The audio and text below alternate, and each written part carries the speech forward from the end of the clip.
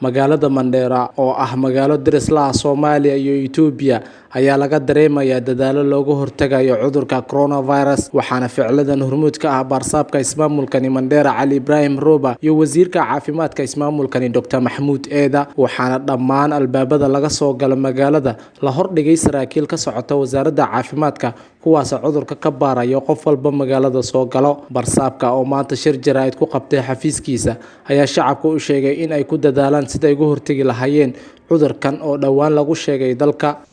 waxaana rabaa shicibka meel walbo lisku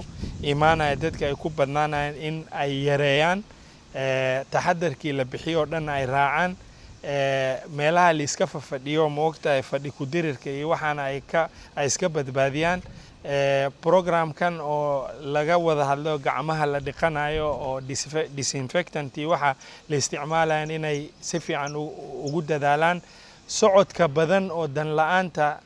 moogta anaga Soomaalida hadaan nahay dad aad isu dhow baan nahay marka insha Allah socodkan in la yareysto oo waxaan aad muhiim u ahayn oo lagama maarmaan ahayn in socod loo galin oo dadka ay ku haraan ciidahoodii tani intuu bilowday cudurkan waxaa jiro magaalooyin badan oo laga mamnuucay salaada jamaacada sidoo kale gaabanaha ayaa ka codsaday culimada Mandera in ay ka tashtaan sidii wax ugu bedeli lahaayeen nidaamka looga cibaadeysto masaajidada si loo yareeyo dadka iskugu imaanayo hal meel waxaana rabaa inaan ka codsado culimadanada reer Mandera sidaad ba aragteen Jamia Mosque iyo masaajidada kale in laga bedelay programka hadda socdo oo dhinaca moogta dhibaatooyinka hadda nala soo gudboonaatay awgeed inta la baqaad badan la sameeyay taasoo baarnay in ay qaabilsan tahay sharciga islaamka waxaana rabaa taxadarkaas in culimada reer Manderana insha Allah taala ay fariistaan oo taxadarka ay dhiirigeliyaan sifa aan insha Allah taala taxadar binaadinimo intaan sameyn karna aan sameeyno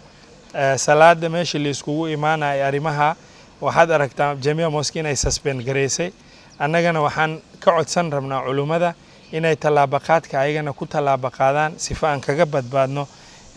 awoodda Ilaahay ka soke inta binaadin uu taxadar sameyn karo insha Allah inaan ka badbaadno dhibkan haysto si loo yareeyo socdaalka gaabanaha wuxuu mamnuucay musaafiriinta iyo iibinta jaadka isagoona bulshada hoosta ugu xariiqay in ay tahay talaabooyin looga hortagayo khatarta cudurka coronavirus hadda countiga Meru waa laga soo sheegay dad COVID-19 qabo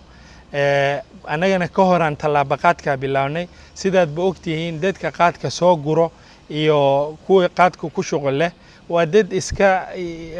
qaad cuno iska yara qaad la sarqaansan uma maleyneen in taxadarka loo baahan yahay ay moogta ay sameeyaan badbaadka ummadan awgeed waxaan dhahanay inta dhibkan uu socdo programka qaadka iyo becsharadiisii iyo cunitaankiisii wax walba inaan ka xaranteeno marka insha Allah arintaas oo inta dhibkan uu socdo ah waxaan ka codsanaynaa shicibkaanada oo ku shuqul leh arimaha qaadka oon aniga qaasatan mas'uulka countiga hadaan aan u qabo inay xaraan tahay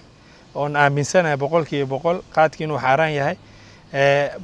laakiin muddo dheer lagu soo dhaqmay oo hadda programka xaarannimadiisii programkan aanan gali karin laakiin taxadarka dhibaatada hadda socda awgeed aan amar buuxda bixinay in qaadkii iyo wax qaad ka quseeyay becsharadiisii transportkii wixii la qaaday iyo suuqiisaba programkeedii laga talaabo qaado labada xuduud oo magaalo la wadaagto Soomaaliya iyo Itoobiya waxaa maalinkii ka soo gudubtay in ka badan 1,000 qof waxaana dhamaantooda laga baaraa cudurka walow ay jiraan caqabado badan oo ay la kulmaan saraakiisha caafimaadka oo ay ka mid yihiin diidmo iyo aflagaado balse xaqiiqda jirta ayaa ah cudurkan waa virus jiro oo u baahan taxadir badan Maxamed Cabdulqaadir Maxamed Ibrahim